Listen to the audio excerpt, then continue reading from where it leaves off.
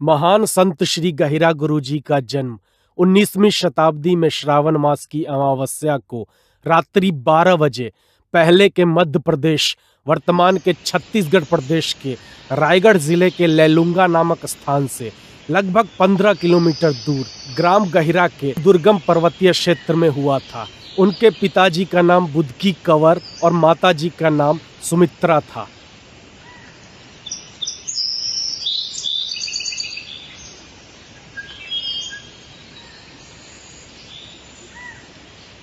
मैं सबसे पहले जगत गुरु महादेव जी को सादर प्रणाम करते हुए माता पिता को प्रणाम करके मैं उनके विषय में जो भी बताने जा रहा हूँ, संभवतः मैं पूरे चीज़ों को तो नहीं बता पाऊँगा, लेकिन जो मोटा मोटी विषय है उसी पर मैं चर्चा करना चाहूँगा। जब उनका बालपन था उस समय कुछ ऐसे काम करते थे वो जिससे सामान्य लोगों से अलग उनका दिखता था। जंगलों में जाते थे, वहाँ जा कर के कहीं बैठ जाते और ध्यान मगन हो जाते, लेकिन लोगों को ऐसा लगता कि ये कुछ नाटक कर रहा है, लेकिन वो वास्तव में शुरू से ही जंगलों में रह करके और वहाँ भगवान का भजन पूजन करना, कभी ध्यानस्थ हो जाना, इस तरह से स्थिति बनता था। एक बार की घटना बताते हैं कि चूँकि हमारे दादाजी जो थे वो किसान थे, किसानी में कई तरह की चीज़ों का आवश्यकता पड़ता है, हल बनाने का, जुआ बनाने का। तो उसमें हल बनाने के लिए एक लकड़ी लाए तो लोग देखे कि उनके कंधे से ऊपर वो लकड़ी दिख रहा है और उसको ला करके रखने के बाद 8-10 लोग उसको उठाने का कोशिश किए लेकिन नहीं उठा पाए। तो लोगों को लगा कि ये छोटा सा बालक आज इतना भारी वजन लेकर के आया है जिसको हम लोग 8-10 लोग नहीं उठा पा रहे हैं, तो ये कोई सामान्य नहीं होगा। उसी तरह धीरे धीरे उनके विषय में लोगों को ऐसा लगा कि ये कोई सामान्य मनुष्य नहीं है।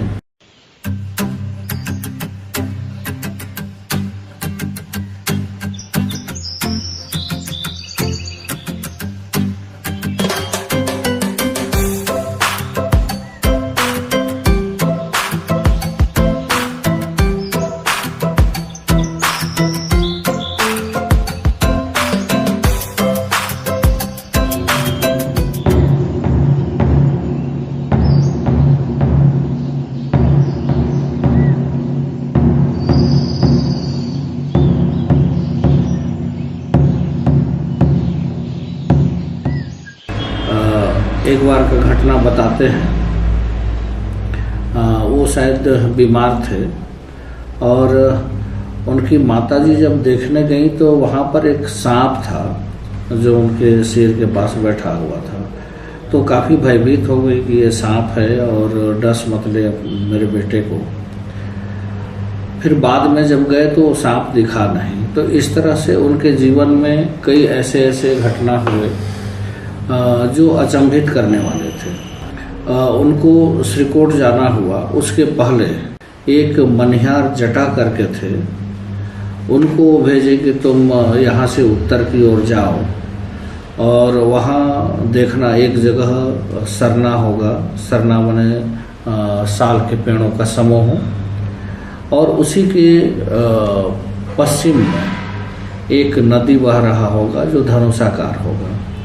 और वो सरना जो है वहाँ पर भूतों का बसेरा है और वहाँ लोग उसके कारण जाते नहीं हैं, ऐसा मान्यता है। तो उस जगह पर जाओ और उसको देख करके आओ, इसके बाद हम लोग चलेंगे।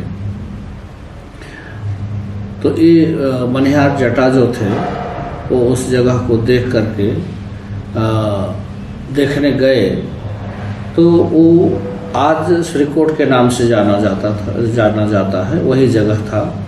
यहाँ से वापस जाने के बाद वो पूज्य पिताश्री को बताए कि वो जगह वहाँ पर है, जो आप बताए उसके हिसाब से मैं अगर समझ पाया हूँ तो। इसके बाद वहाँ बैलगाड़ी से निकले गहिरा से श्रीकोट के लिए। और आज हम अनुमान कर सकते हैं, इतना सब सारा सुविधा व्यवस्था होने के बाद आज जंगल झाड़ों में गाड़ियों में चलना भी कई जगह कठिन है। उस समय रोड भी नहीं था। ऐसे समय में वो बैलगाड़ी से गहिरा से चले। तो बताया जाता है कि लेलुंगा के इधर एक नाला था, नाला में पुलिया था नहीं, तो वहाँ पर बैलगाड़ी कैसे पार हो। तो जो गाड़ी हाँकने वाला था उसको बोले कि तुम बैल को ज़रा जोर से चाबुक लगाओ। तो ऐसे ही किए और वो छलांग लगा करके उस नाले को पार हो गए। ऐसा करते हुए और बीच में और क्या क्या स्थिति बना होगा वो तो नहीं कह सकते, लेकिन इस तरह से बैलगाड़ी से श्रीकोट पहुँचे। मेरे ध्यान में ऐसा आता है, जब हम छोटे थे तो पूज्य पिताजी के पास एक 4 व्हीलर गाड़ी थी। उस गाड़ी में भी कई जगह धक्का दे करके पार करना पड़ता था। ऐसे जगहों में अगर बैलगाड़ी में गए तो वो कोई चमत्कार से कम नहीं है। जब श्रीकोट पहुँचे तो वहाँ का भाषा और गहिरा का भाषा में काफ़ी अंतर है। उस समय लोग चूँकि ये हम लोग तो एक ईश्वर के रूप में मानते हैं उनको, ईश्वर, क्योंकि ईश्वर का जो कार्य है वही होती है, इसलिए हम लोग ईश्वर ही मानते हैं। यानी महाराज क्या बताएं, ये हमारा ऐसा क्षेत्र रहा है जहाँ काम किया है गुरु महाराज जी ने, जो कार्य किया है। देखिए छत्तीसगढ़ का पूरा वनांचल क्षेत्र, उड़ीसा को देख लीजिए आप, झारखंड को लीजिए, बिहार को लीजिए, यूपी का पूरा किनारा प्रदेश को लीजिए, मध्य प्रदेश को लीजिए, ये सारे स्थान में जो जंगली क्षेत्र है, वनवासी क्षेत्र है, उन्हीं के बीच में इन्होंने कार्य किया। शहरों में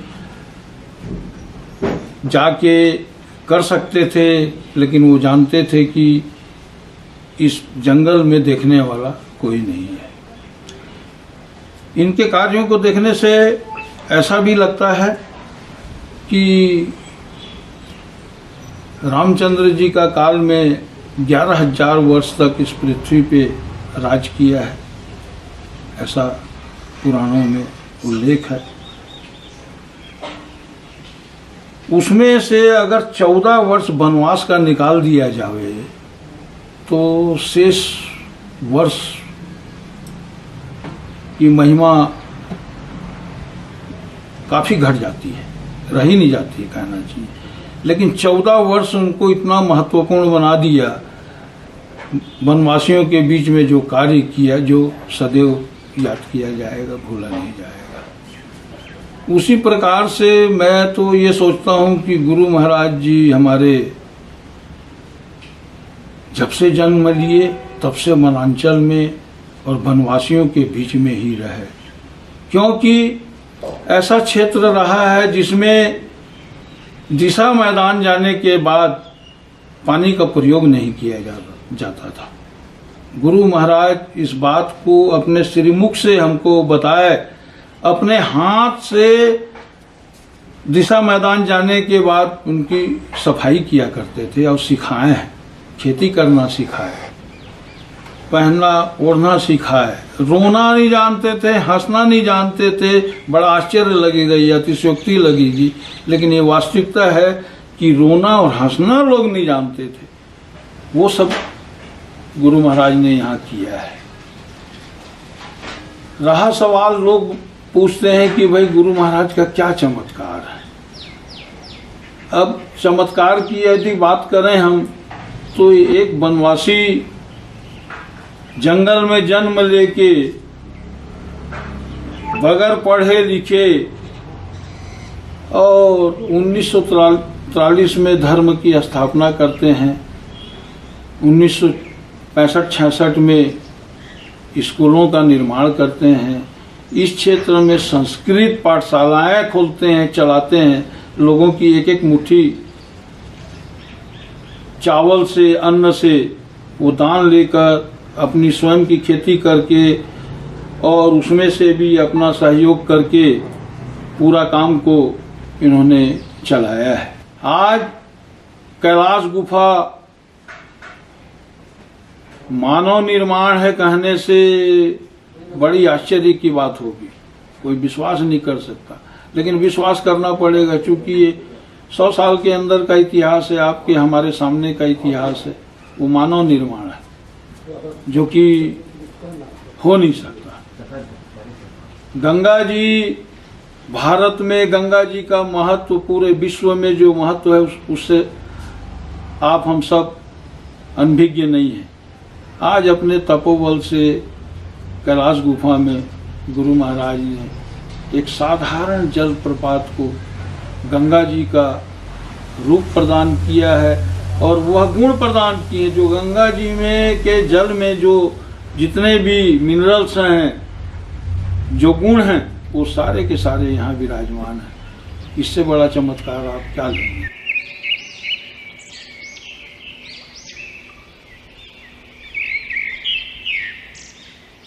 श्री गुरुदेव स्वामी जी अपन कर कमल से वह पीपल वृक्ष को एकदम से लगाए थे और भक्तों के जरिए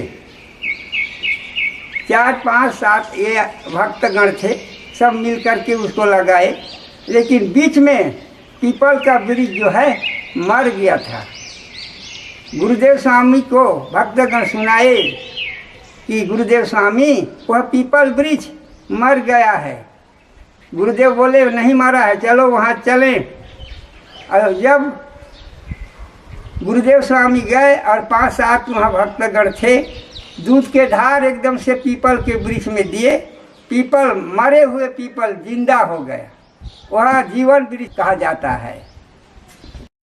यहाँ पर गुरुदेव स्वामी जो हैं माघ मेला लगते थे और उसी समय में ये जो हैं सरकार विजय, धर्म के विजय निमित्त में ये जो कुआं को एकदम से सरकार द्वारा बनाया गया है।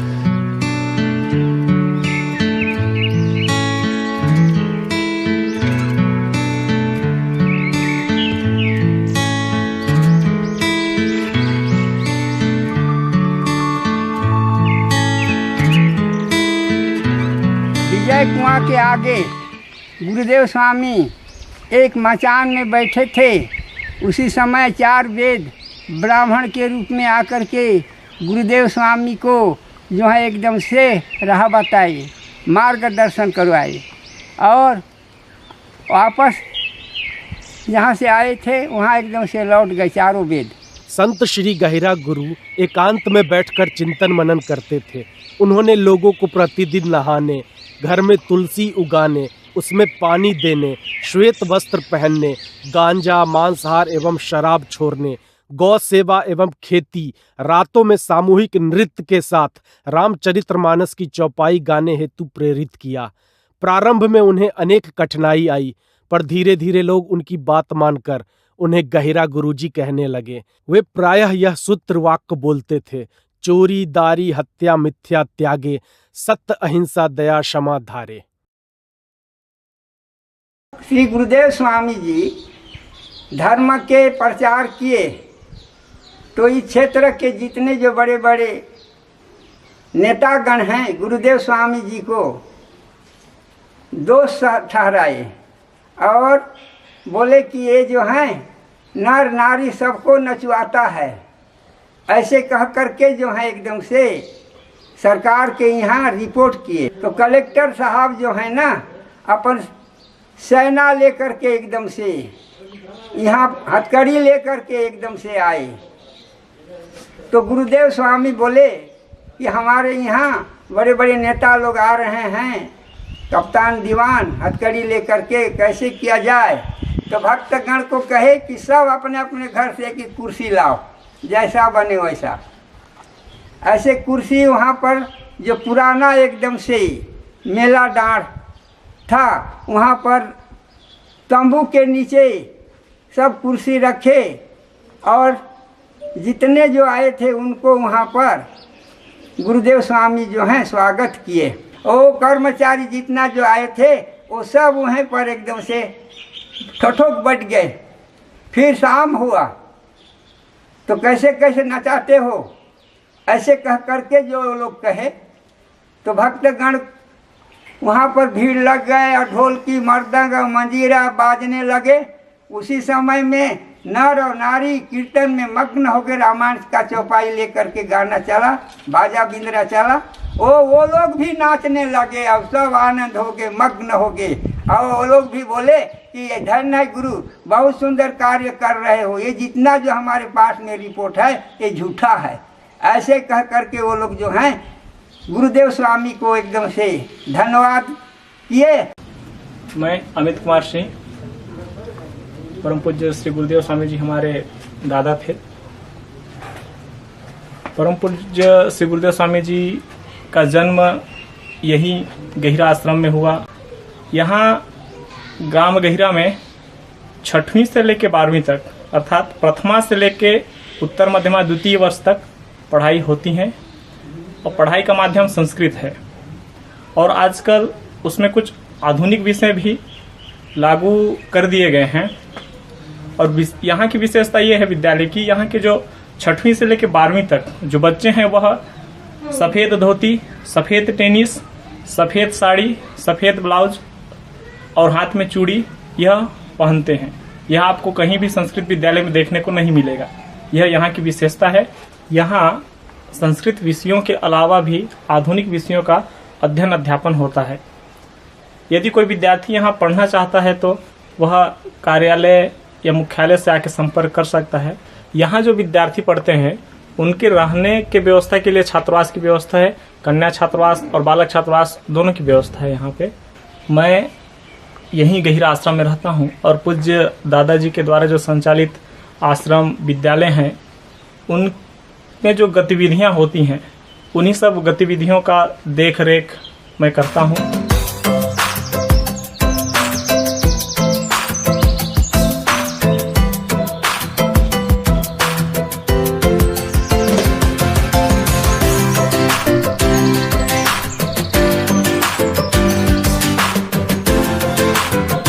मैं जिस जगह पे खड़ा हूँ यहाँ से भक्त लोग हजारों की संख्या में प्रति वर्ष सावन माह में जल उठा करके संकल्प लेकर के भगवान श्री कैलाशनाथेश्वर गुफा धाम जाकर के भगवान शंकर को जल अर्पण करते हैं।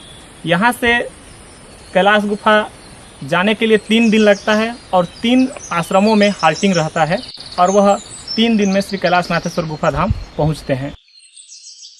ये जो पीपल वृक्ष आप लोग देख रहे हैं, यह पीपल वृक्ष को परम पूज्य श्री गुरुदेव स्वामी जी के पिताजी लगाए हैं।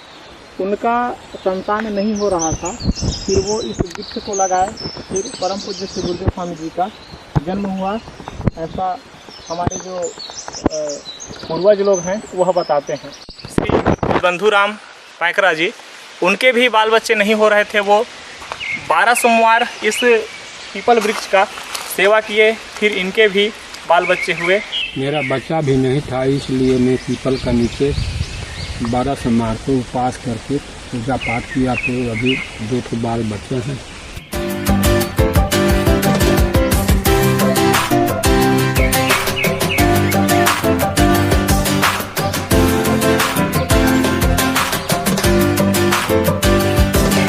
जैसा आप लोग देख रहे हैं कि ये विवाह मंडप है और यहाँ पर त्रिदिवसीय विवाह संस्कार जो है ये करवाया जाता है। प्रतिवर्ष माघ महीना में यहाँ एक मेला लगता है जहाँ पर कि यज्ञ आदि संस्कार के साथ में विवाह करवाया जाता है। और ये श्री गुरु महाराज जी के विवाह यहाँ होने के कारण तब से ये परंपरा चली आ रही है। हर वर्ष यहाँ पर माघ महीने में ये विवाह संस्कार वगैरह करवाया जाता है। इस पत्थर पे जो निशान देख रहे हैं ये गुरुदेव स्वामी के पैर का निशान है और ये निशान उनके दूसरे पैर का है। आज भी लोग यहाँ उनकी पूजा करते हैं। ये बंसी पथ है, यहाँ गुरुदेव स्वामी बैठ के बंसी बजाते थे। ये बरगद का पेड़ 70 से 80 साल पुराना है और ये इससे बड़ा कभी भी नहीं हुआ है। मेरा नाम कुंज बिहारी पटेल है। मैं ग्राम भकुर्रा का रहने वाला हूँ। यहाँ पूर्णिमा मैया का ये मंदिर देख रहे हैं वो पूर्णिमा मैया का है। उनकी याद में यहाँ मंदिर बना है और यहाँ का हम लोग समाज के देख रेख करते हैं। उनके व्यवहार से या बातों से या जो भी उन लोग चमत्कार देखे होंगे जिसके कारण वहाँ के जो हमारे आदिवासी भाई लोग हैं वहाँ उरांव, कंवर, नगेशिया, कुरवा जितने भी हैं उन लोग उनसे मिले और उनके ऐसे अनन्य भक्त हो गए कि अगर वो आदेश करते कि इस कुएं में डूब मरना है तो इतना आज्ञा पालक थे कि शायद उस कुएं में जगह नहीं मिलता। और वहाँ के लोग मांस और मदिरा में डूबे रहते थे। ऐसे लोग रामायण, लीला भजन और उनका घर अगर देखेंगे तो शायद हमारे घर से ज़्यादा अच्छा साफ सुथरा। तो ये कहीं न कहीं उनमें ऐसा प्रभाव था कि उनके प्रभाव में आकर के लोग नशा पान को छोड़ करके सनातन धर्म के मार्ग पर आए और जो उनके साथ आए वो कभी उलट करके मांस मदिरा की तरफ देखे नहीं। उस समय वहाँ ठंडी भी बहुत थी। वैसे बताया तो ये जाता है कि उस समय 2 ही ऋतु हुआ करता था वहाँ, बरसात और ठंडी। वहाँ जो साल का पत्ता है वो इतना ठंड होता था कि वो ऐसा मुड़ा हुआ होता था। वहाँ पर जा कर के वो तपस्या किए, उस क्षेत्र को हम कैसे ठीक करें, कैसे लोगों के मन में हो, उसके लिए उनको तपस्या भी करनी पड़ी। लेकिन मौसम जो ऋतु है उसको कैसे बदला जाए, तो ऋतु बदलने के लिए माता जी को लेकर के गए वो, और माता जी वहाँ रह करके कई दिनों तक साग खा करके पानी पी करके तपस्या की हैं। इसके बाद वहाँ का ऋतु परिवर्तन हुआ। लोग उस समय खेती भी नहीं करते थे, उतने ठंडी में खेती भी नहीं हो सकता। लेकिन बाद में उनके तपस्या के प्रभाव से वहाँ का मौसम परिवर्तन हुआ, ऋतु बदले और आज वहाँ बहुत अच्छा से खेती भी कर पा रहे हैं।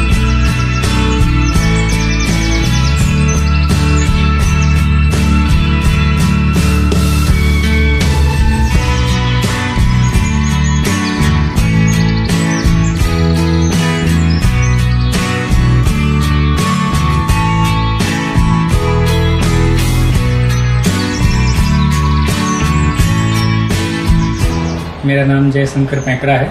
मैं ग्राम रूपदेगा से हूँ और मैं यहाँ गहरा गुरु श्री रामेश्वर गहरा गुरु संस्कृत पूर्व माध्यमिक विद्यालय में अधीक्षक पद पर कार्यरत हूँ और यहाँ संस्कृत माध्यम में विद्यालय संचालित है और प्रतिवर्ष यहाँ पर यज्ञ और अनेक गतिविधियाँ भी संचालित है। विद्यार्थी भी यहाँ बड़े लग्न से संस्कृत माध्यम में विद्याध्ययन कर रहे हैं।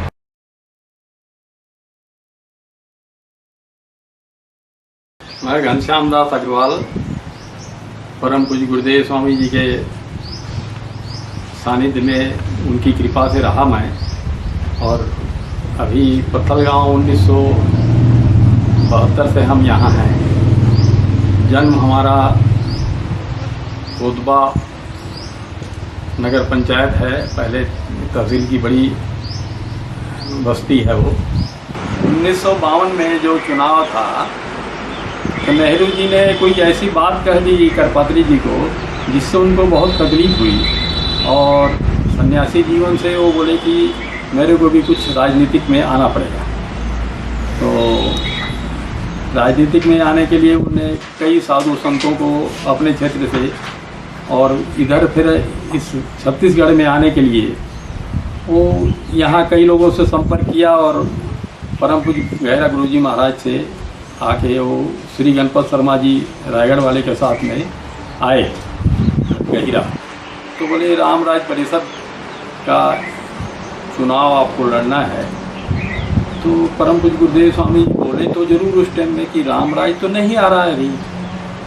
तो लेकिन वो खड़े हुए और उसमें चुनाव भी हार गए थे। तो उनकी लीलाएं को वही जान सकते हैं क्योंकि वो हम लोगों से परे हैं, हम तो एक साधारण से जीव हैं।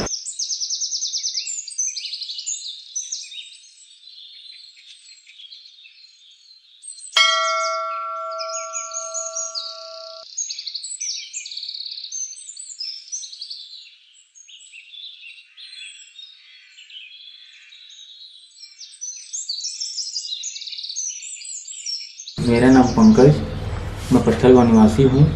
यहाँ गुरुदेव स्वामी के मंदिर में हम लोग बचपन से देखते हुए आए हैं, उनके आशीर्वाद में पले बढ़ रहे हैं और उनको देखते हुए उनके आशीर्वाद से ही हमारी जीवन चलता है, इसलिए हम यहाँ पर श्रद्धा से अपने आते हैं। मेरा नाम कोमल है और हम ये गुरुदेव स्वामी जी का मंदिर है, यहाँ हर गुरुवार को दर्शन करने आते हैं। गहिरा में भी आश्रम है, वहाँ भी हम जाते हैं।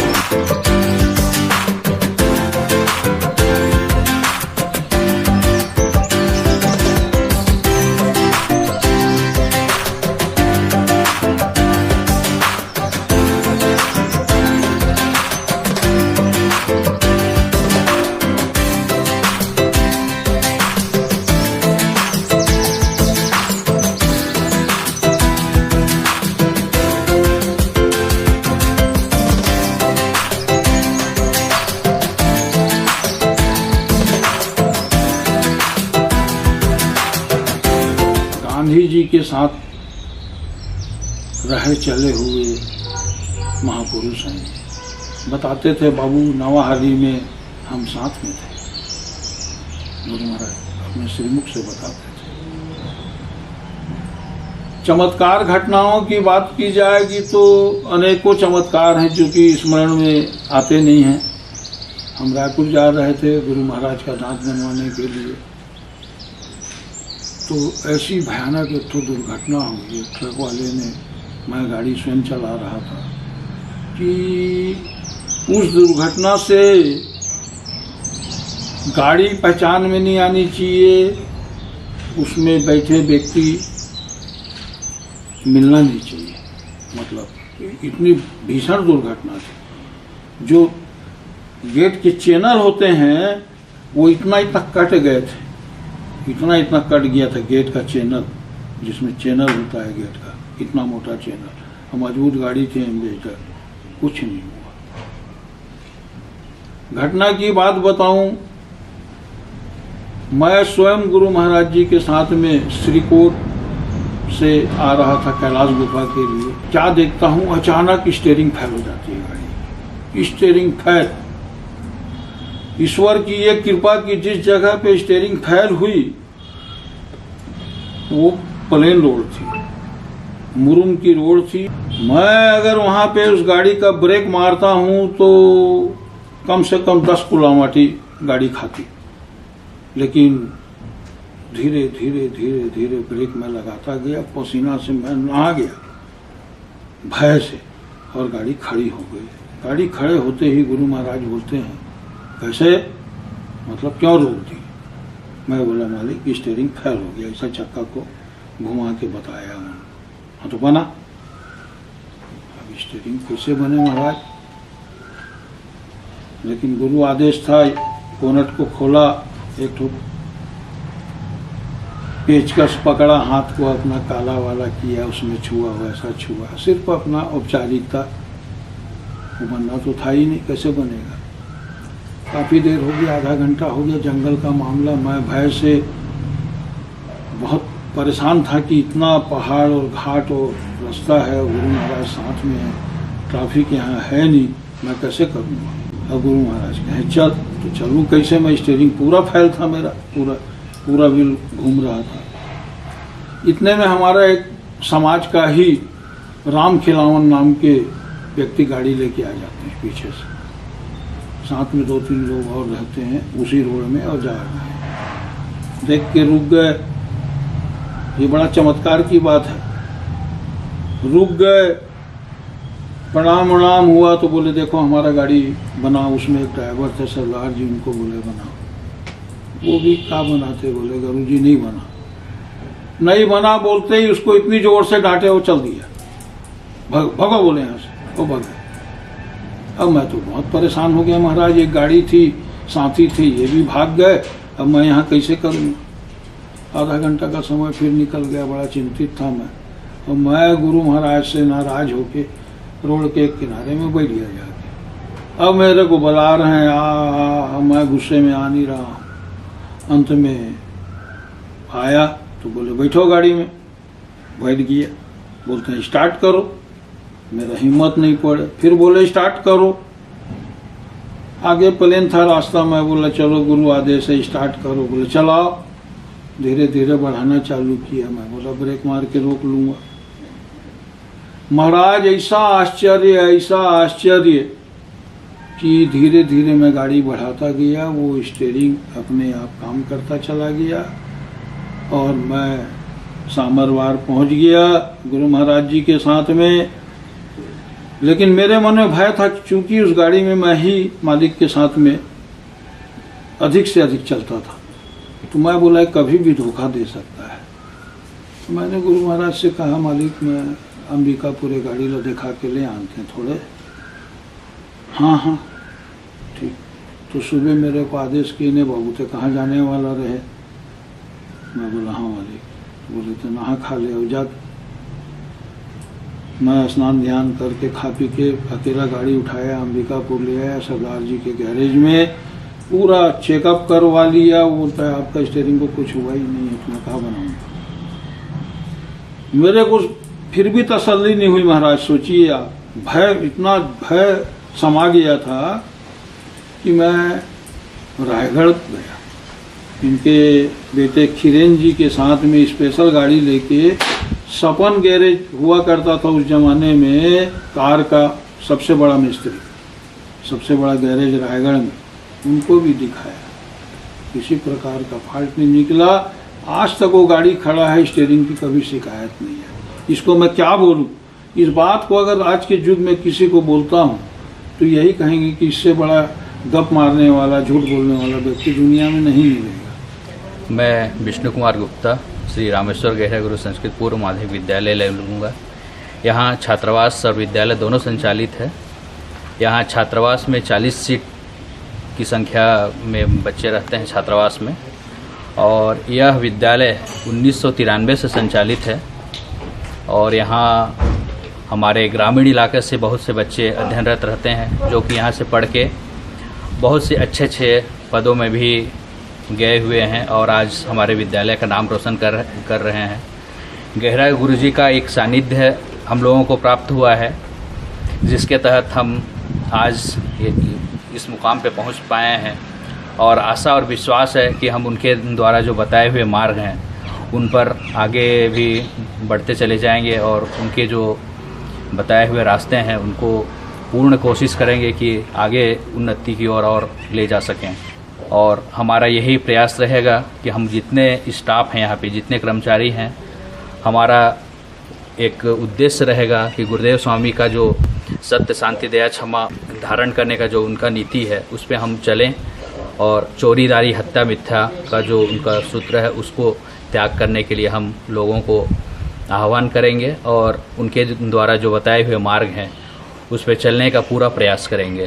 इस आश्रम में हमारे संस्था से जो भक्तगण रहते हैं, सनातन संत समाज के जो भक्तगण जो कि गांव में निवासरत हैं, वो अपने घरों में जब भोजन बनाते हैं उस समय उसमें से एक मुट्ठी चावल निकाल के आश्रम के नाम से दान करते हैं, जिसको समय समय पर लाकर वो यहाँ पे मुट्ठी चावल के रूप में दान स्वरूप देते हैं और अपना नाम दर्ज कराकर एंट्री कराते हैं। और साथ ही कुछ पैसा भी व्यक्तिगत रूप से दान चंदा के रूप में देते हैं, जो कि बहुत कम मात्रा में रहता है। और उस मुट्ठी चावल से यहाँ जो अध्ययनरत छात्र छात्राएं रहते हैं उनको उनका भोजन व्यवस्था भी किया जाता है। शासन के द्वारा भी हमें छात्रावास संचालित करने के लिए भोजन और छात्रावास के जो भी गतिविधि रहता है वो संचालित होती है। इसके अलावा भी हमें इस विद्यालय में शासन के जो नियम हैं और जो विधि विधान है वो पूरा पालन किया जाता है। दोपहर में मध्याह्न भोजन के रूप में भी भोजन दिया जाता है बच्चों को। हमारा जो विद्यालय है, यहाँ जो बच्चे आते हैं पढ़ने के लिए उनसे किसी भी प्रकार का कोई भी शुल्क नहीं लिया जाता है। यह विद्यालय निःशुल्क है।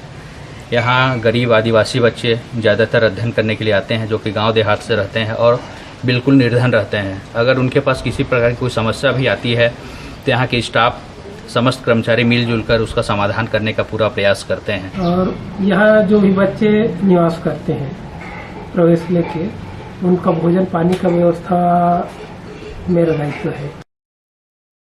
संत गहिरा गुरु एक संत एवं समाज सुधारक थे। उन्होंने छत्तीसगढ़ के सरगुजा जिले के आसपास के वनवासी क्षेत्रों में कार्य किए। सन 1943 में उन्होंने सनातन धर्म संत समाज की स्थापना की। इनका मूल जो नाम था वो रामेश्वर था। वे उत्तरी छत्तीसगढ़ में सामाजिक चेतना के अग्रदूत थे। उन्होंने उत्तरी छत्तीसगढ़ के अविभाजित सरगुजा, जशपुर, कोरिया, रायगढ़ सहित पड़ोसी राज्य झारखंड, उत्तर प्रदेश से लगे क्षेत्रों में रहने वाले आदिवासियों के साथ अन्य समाज में सामाजिक चेतना और जागरूकता लाने में अहम योगदान दिए।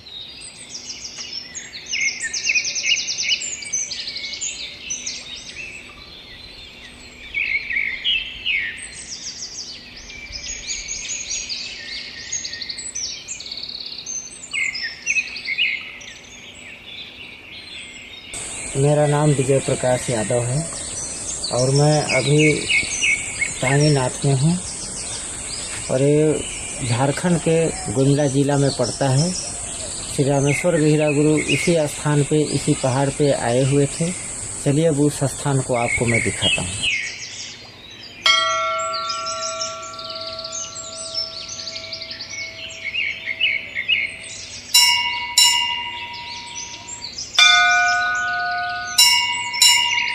गहिरा गुरु जी सबसे पहले कैलाश गुफा जब आए तो वहाँ एक जंगल में रुके, पहाड़ी क्षेत्र था।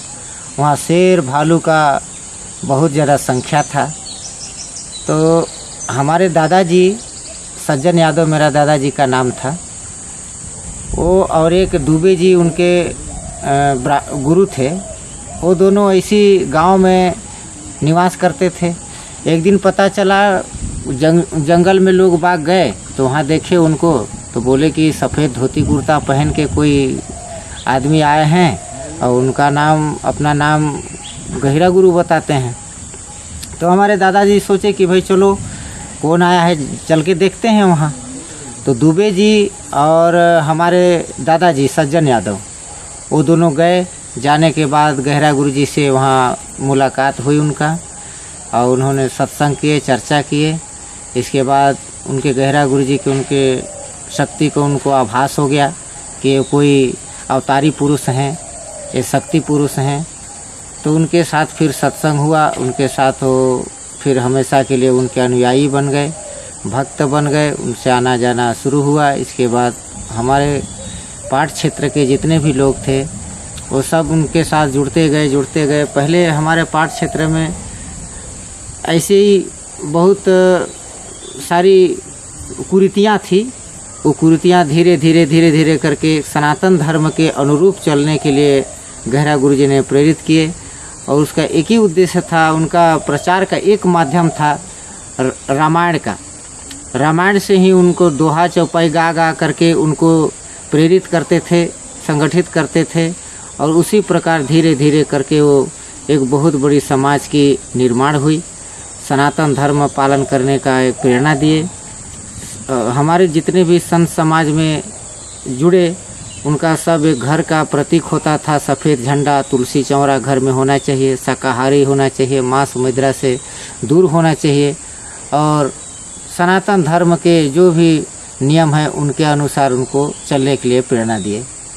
एक बार का कहानी हमारे दादाजी बताते थे कि जब गहरा गुरु जी वहाँ आए, आके रहने लगे, प्रसारित बहुत ज़्यादा हो गया सभी क्षेत्रों में। तो इलाहाबाद के शंकराचार्य जी को पता चला कि वहाँ एक गहरा गुरु जी आए हैं और वो अपने आप को भगवान मानते हैं और वहाँ गंगा भी प्रकट कर दिए हैं वो। तो ऐसा उनका संदेश पहुँचा तो जसपुर तरफ से गाड़ी में आए, सन्ना में रुके। सन्ना के बाद उधर पहाड़ी क्षेत्र था तो वहाँ जा नहीं पाते थे गाड़ी से। वहाँ रुकने के बाद वहाँ से घोड़ा में हमारे गांव श्रद्धा पाठ होते हुए गए और जाने के बाद उनको देखे, उनसे मिले। मिलने के बाद उनसे फिर क्षमा प्रार्थी हुए। वो बोले कि हम लोग कुछ अलग सोच के आए थे और आप तो अवतारी पुरुष हैं। उनसे प्रार्थना किए और प्रार्थना करने के बाद उनका गंगा जल को भी देखे, सब किए और माने कि हाँ वाकई में आप महापुरुष हैं, शक्तिशाली हैं, आप महान हैं, आप भगवान हैं। ऐसा उनको देख करके और वो वहाँ चले गए। ऐसी कई ऐसे कहानियाँ हैं जो अद्भुत हैं, अलौकिक हैं, जो हम व्याख्या करने लगे तो कई दिन कई महीने बीत जाएंगे पर उनका कहानी को हम लोग पूर्ण नहीं कर पाएंगे। जैसे सिरकोट में हुआ, वहाँ भी रासलीला किए। जैसे कृष्ण भगवान हम भागवत कथा में जैसा हम लोग सुनते हैं, पढ़ते हैं, देखते हैं, उसी प्रकार हमारे दादाजी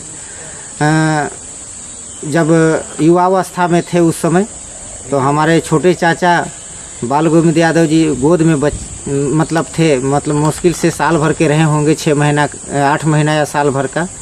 तो गर्मी का दिन था, बोले कि सब अपना पति पत्नी आप लोग आइएगा और आ करके रात में कृष्ण भगवान का हम लोग लीला देखेंगे।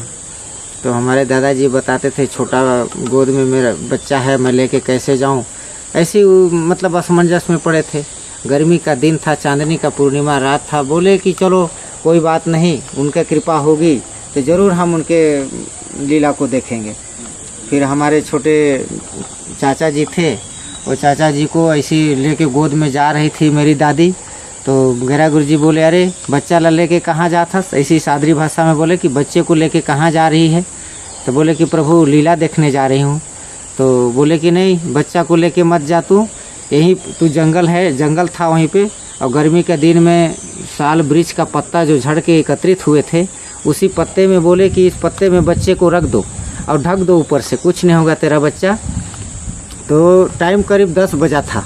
10 बजे रात को वो लोग निकले थे और बच्चे को वहीं रख दिए और रखने के बाद चले गए वो लोग। और वहाँ जाने के बाद जब जंगल में जाते हैं तो पूरा जंगल जो है जगमगाता हुआ दिखा, एकदम चांदनी छटा से बिखेरा हुआ। फिर गहरा गुरु जी हर पेड़ में दिखने लगे उनको, हर पेड़ में गहरा गुरु जी दिखने लगे, सबके सामने दिखने लगे। सब लोग एकदम मंत्र मुग्ध हो गए, विभोर हो गए, भक्ति में सारा बोर हो गए, कहीं ईश्वर का ध्यान कर रहे हैं। उनको रात का ही पता नहीं चला कि रात कैसे बीत गया।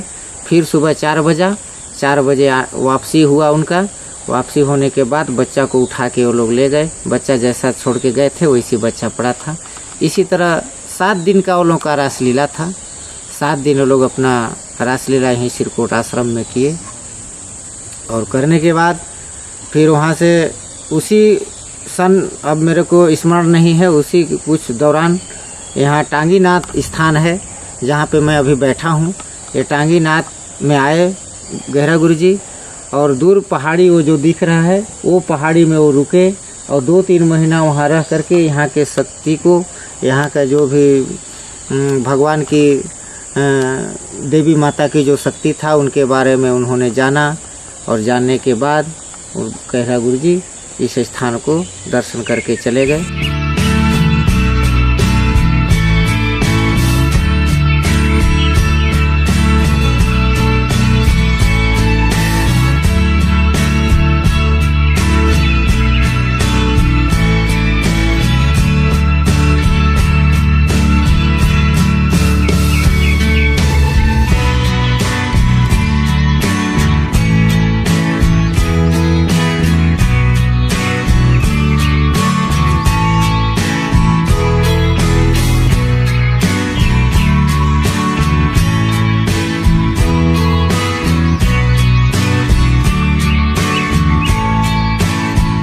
सर मेरा नाम राजकुमार विश्वकर्मा है। हम लोग जसपुर नगर से आए हैं पूरा परिवार, और यहाँ दर्शन के लिए आए हैं। और गहरा गुरु से अथाह मतलब हम लोग का लगाव है, तो जब भी हम लोग को मौका मिलता है या छुट्टी मिलता है उस समय हम पूरा परिवार के साथ में यहाँ दर्शन के लिए आते हैं। यहाँ जब भी आते हैं जो भी मनोकामना रहता है मांगते हैं तो पूरा हो जाता है। मेरा नाम दिव्या है और हम लोग जसपुर से आए हैं। सोगड़ा आश्रम में बाबा जी का आश्रम है, वहीं से हम लोग को यहाँ पता चला कि यहाँ भगवान का स्थान है, जो कि यहाँ हम लोग को आके बहुत अच्छा लगता है। मेरा नाम खगेश कुमार मिश्रा है। मैं कैलाश गुफा पंडा जी के नाम से विख्यात हूँ। मैं यहाँ अस्थि श्राद्ध का कार्य करता हूँ। लोग बहुत दूर दूर से 7-8 जिला से लोग अपने माता पिता का अस्थि कलश लेकर कैलाश गुफा प्रवाहित के लिए आते हैं। वह पिंडदान का कार्य मैं करता हूँ। परम पूज्य गहरा गुरु जी स्वामी ने मुझे सन 1990 में यहाँ आके ला करके अस्थि श्राद्ध का कार्य जो है मुझे मेरे द्वारा प्रारंभ करवाए, और तब से मैं अनवरत यहीं निवास करके और अस्थि श्राद्ध का कार्य कर रहा हूँ।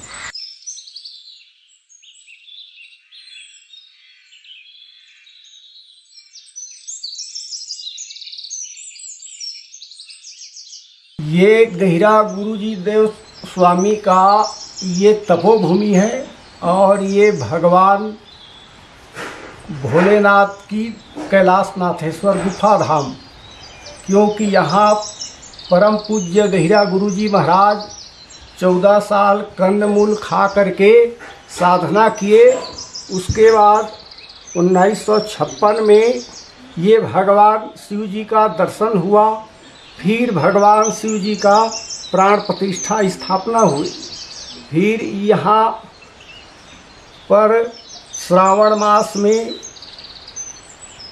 जग होता है, और महाशिवरात्रि में लोग दर्शनार्थी जो हैं बहुत लाखों की संख्या में दर्शन करने के लिए आते हैं।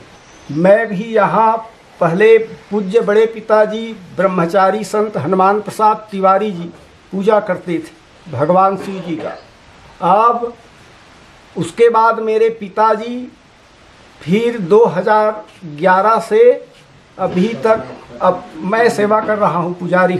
और यहाँ अलकनंदा गंगा की भी उत्पत्ति है, और जो अनुयायी है और पूरा या इधर क्षेत्र के लोग और पूरा लगभग छत्तीसगढ़ के लोग यहाँ अस्थि विसर्जन करने के लिए भी आते हैं। ये इसमें जो है ये अलकनंदा गंगा है, और जो गंगा में जो गुड़ होता है वही गुड़ इस जल में भी है, इसीलिए गंगा के उपाधि देते हैं और गंगा ही है, इसीलिए यहाँ अस्थि विसर्जन भी होता है। यहाँ एक सुंदर तेज बल की वृक्ष है जो हिमालय में पाया जाता है और यहाँ भी है, और उसका जो गुड़ है बहुत से है सुंदर, माने जुकाम सर्दी जुकाम आदि के लिए सुंदर, कोई भी एलर्जी हो उसके लिए सुंदर औषधि के रूप में लिया जाता है। उसके पत्ता को भी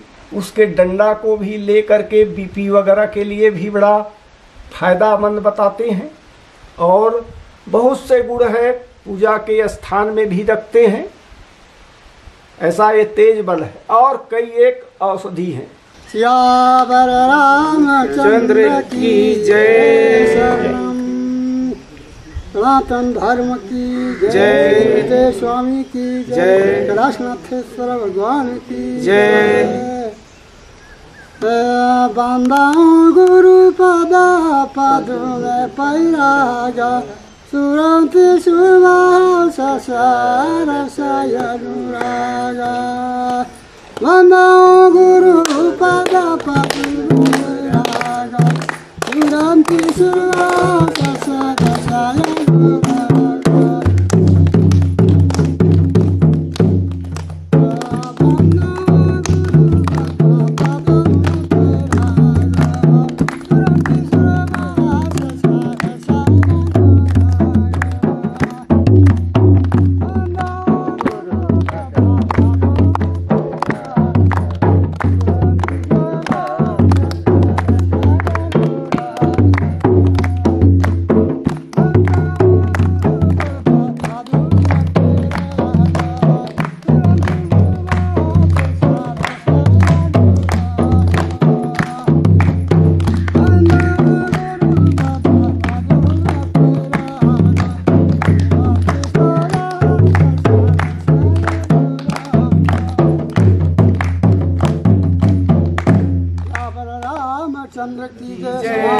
पार्वती जय श्री गुरुदेव स्वामी की जय।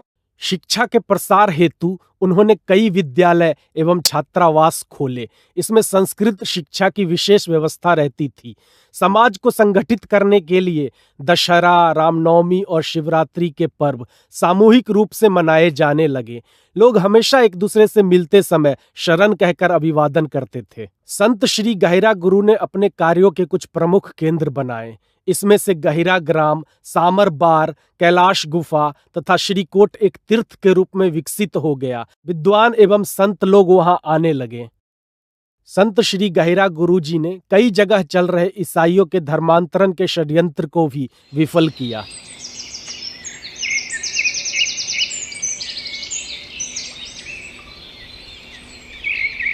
पूर्वेन्द्र सुंदर मुखी प्रतिभा विरामे वामे वधे च वचस वचस विरामे वाणी वाणी भूरणं भरणं भवत्या वंदे दयाद्रं सरलं चरणं जगत्या।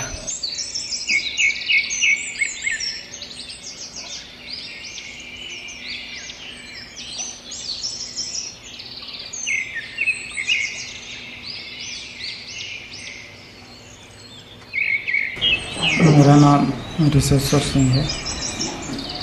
मैं आश्रम का विद्यालय का सभी व्यवस्था को यहाँ देता हूँ और अभी फ़िलहाल यहाँ संस्कृत विद्यालय का 6वीं से लेकर कॉलेज तक है यहाँ, और हिंदी का 10 दंड विद्यालय 9वीं से 12वीं तक है। और अभी फ़िलहाल 2 साल तो कोरोना के चलते यहाँ नहीं हो पाया, लेकिन अभी इन साल से फिर बच्चे आ रहे हैं, छात्रावास में भी बच्चे रहेंगे। और इस क्षेत्र का विकास जो है, यहाँ पूरा बलरामपुर क्षेत्र है, पूरा बलरामपुर क्षेत्र से सभी तरफ से लोग आते हैं। और बगल में हमारा झारखंड सरहद है, झारखंड के भी बहुत से अनुयायी हैं, वहाँ से भी लोग आते हैं यहाँ। ऊपर में जहाँ तपस्थली है, पिताजी जो तपस्या किए थे, जहाँ तपस्या के बाद माँ काली का दर्शन हुआ था उनको साक्षात रूप में, वहाँ पर भी 31 फीट का जो है माँ काली का मूर्ति बन के तैयार है। माता जी का समाधि स्थल है, वो भी लगभग बन के तैयार है। बरसात के बाद वो सबका उद्घाटन होगा। और इसी तरह से गतिविधियाँ चलते रहता है। अभी संस्थागत अभी गुरु पूर्णिमा आने वाला है। इन पिताजी का श्रावण अमावस्या में उनका जन्म तिथि मनाया जाता है धूमधाम से।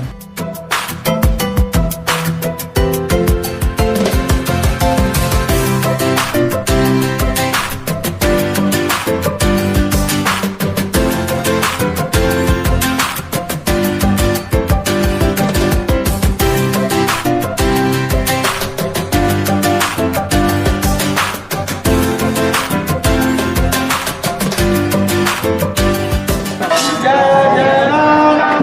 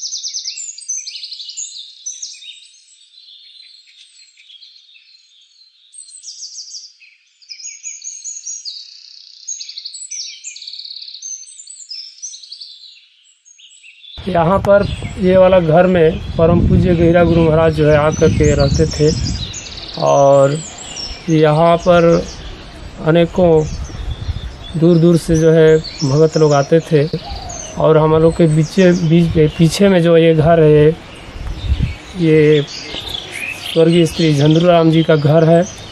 ये जो है स्वयं गहिरा गुरु जी को लेने के लिए भी गए थे और साथ में लाए और यही आश्रम में पूज्य गहिरा गुरु महाराज रहते थे।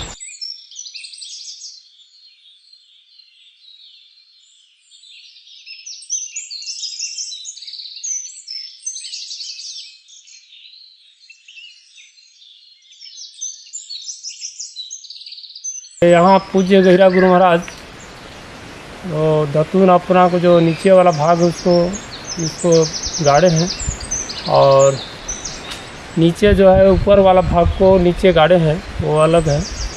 और यहाँ पर गहिरा गुरु महाराज जो है घोड़ा खिला रहे थे। थोड़ा सा कैमरा में दिखा दीजिएगा। ये वाला जो है आज तक भी पेड़ नहीं उगा है। इस प्रकार से जो है और सियान लोग का कहना है।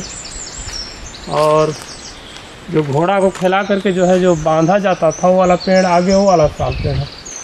और इस पेड़ में जो है जब ये क्षेत्र में पानी वगैरह नहीं आता है तो महिला लोग व्रत करके आते हैं और दूध पानी इत्यादि पटाते हैं और पानी जो है पुनः फिर आने लगता है। परम पूज्य गुरुजी एवं संस्था सनातन संत समाज गहिरा के सेवा कार्यों से प्रभावित होकर शासन द्वारा क्रमशः राष्ट्रीय इंदिरा गांधी समाज सेवा पुरस्कार, बिरसा मुंडा आदिवासी सेवा पुरस्कार एवं शहीद वीर नारायण सिंह पुरस्कार प्रदान किया। छत्तीसगढ़ शासन द्वारा परम पूज्य गुरुजी की स्मृति में गहिरा गुरु पर्यावरण पुरस्कार स्थापित किया गया। छत्तीसगढ़ सरकार ने उनकी स्मृति में सरगुजा विश्वविद्यालय का नाम संत गहिरा गुरु विश्वविद्यालय कर दिया। मैं विनोद कुमार का कुल सचिव संत गहिरा गुरु विश्वविद्यालय सरगुजा अंबिकापुर। हमारा ये विश्वविद्यालय 2008 में राज्य शासन के अधिसूचना से प्रकाशित हुआ था और तो लेकर के 2018 में संत गहिरा गुरु जी के नाम से नाम परिवर्तन करके संत गहिरा गुरु विश्वविद्यालय सरगुजा अंबिकापुर किया गया। इस विश्वविद्यालय के अंतर्गत 5 जिले हैं जो पूरे सरगुजा संभाग को कवर करते हैं। इसमें 79 कॉलेजेस एफिलेटेड हैं जिसमें लगभग पिछले साल के रिकॉर्ड के अनुसार 1 लाख बच्चों ने परीक्षा दिया था और नियमित बच्चों की संख्या लगभग 40,000 थी। 40,000 होने का कारण ये था कि विगत 2 वर्षों में कोविड की वजह से बहुत सारे बच्चों ने प्रवेश नहीं लिया है। उपलब्ध रिकॉर्ड के आधार पर वर्ष 2021-22 में 1 लाख के आसपास बच्चों ने परीक्षा दिया था। ये विश्वविद्यालय बाबा संत गहिरा गुरु जी के सिद्धांतों के आधार पर चलने का प्रयास कर रही है, क्योंकि अभी ये अपने शैशव काल में है। और ये जो भवन है किराए का भवन है, यहाँ से लगभग 10 किलोमीटर आगे कुसमी रोड में ग्राम भकुरा में शासन ने 221 एकड़ इस विश्वविद्यालय के नाम से आवंटन किया है, जहाँ की पूरा विश्वविद्यालय परिसर निर्माणाधीन है, जहाँ विश्वविद्यालय प्रशासनिक भवन, एकेडमिक भवन, ऑडिटोरियम, लाइब्रेरी और कर्मचारियों के लिए भी क्वार्टर्स बन रहे हैं। उम्मीद करते हैं कि 1 साल में पूरा बनकर तैयार हो जाएगा।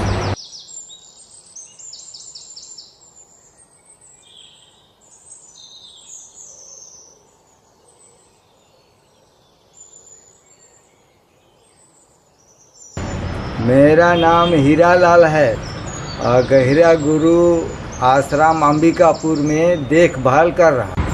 स्वर्गीय पिता श्री झौड़ी साहु जी एवं स्वर्गीय माता श्रीमती यशोदा देवी के सुपुत्र मैं रामचरण गुप्ता, मैं वहाँ आश्रम सामरवार में 10+2 हायर सेकेंडरी विद्यालय में जीव विज्ञान का टीचिंग करता हूँ।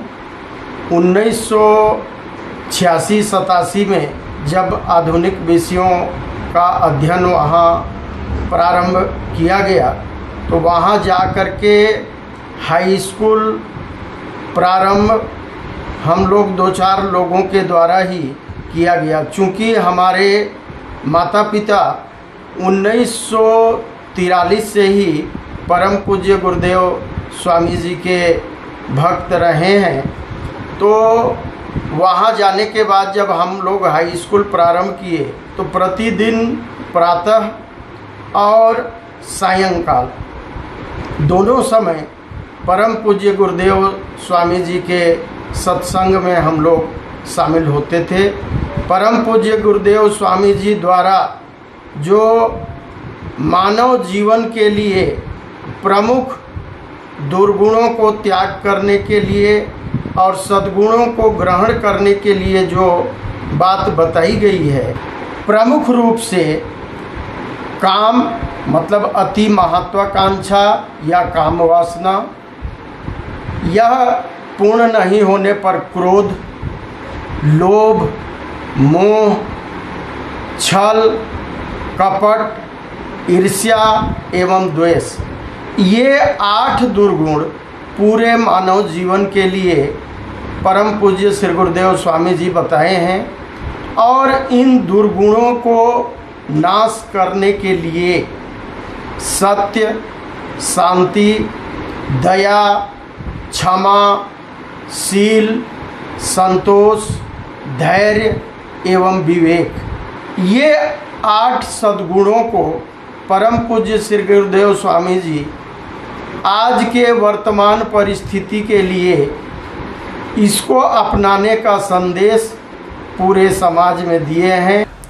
मैं आज के समाज को, आज के हमारे युवा साथियों को मैं ये कहना चाहूँगा कि हमें अपना जो भारतीय संस्कार है उस संस्कार को नहीं भूलना चाहिए, क्योंकि संस्कार ही हमारी पहचान है। किसी चीज़ का पहचान अगर बनाए रखना है तो वो जो परंपरागत जो हमारी पहचान है वो भूले मत। तो जैसे हमारा आदिवासी समाज है, उस आदिवासी समाज को हम आदिवासी कह सकें, उसके लिए उनके संस्कारों को बनाए रखना आवश्यक होता है। अगर उन संस्कारों को छोड़ दे तो फिर आने वाला समय में आदिवासियों में ये संस्कार था ऐसा शायद भूल भी जाएंगे और आदिवासी कहलाने लायक भी शायद नहीं रहेंगे। जैसे जो आदिवासियों में जो परंपरा है, शादी विवाह में किस तरह से उसका रीति रिवाज है, बच्चे का जब नया जन्म होता है तब उस समय क्या प्रथा होता है, तो जो हमारा पुरातन संस्कृति है वही हमारी पहचान है।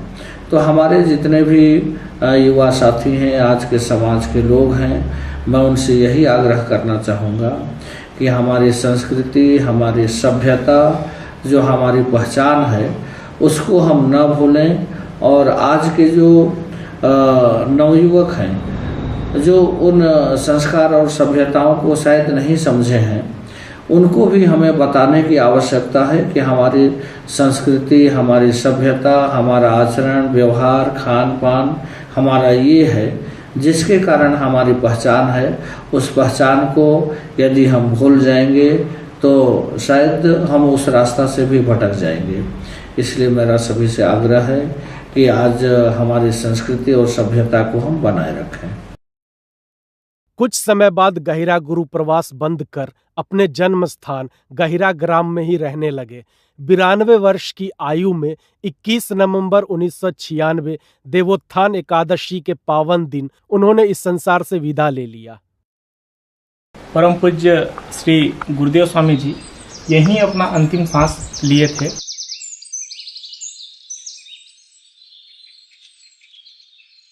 परम पूज्य गहिरा गुरुजी का अंतिम संस्कार यहीं पे किया गया था और उन्हीं की यादों में ये स्मारक बनाया गया है। आज भी लोग संत श्री गहिरा गुरुजी के बताए मार्ग पे चल रहे हैं।